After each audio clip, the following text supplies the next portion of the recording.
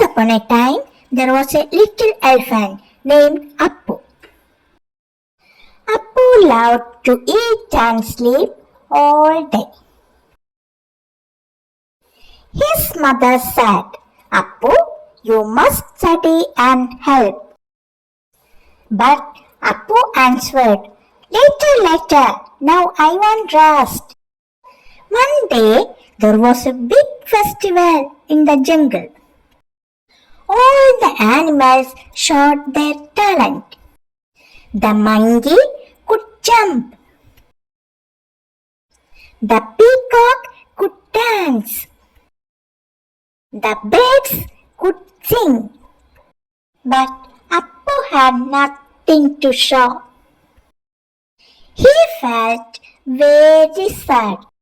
His mother said kindly, Appu, without hard work you cannot get success. Appu listened and started to learn and practice every day. Next festival, Appu sang a beautiful song. Everyone clapped with joy.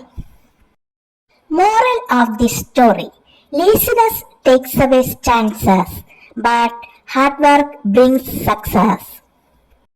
Subscribe to Artha Inspiration Hub for more stories like this.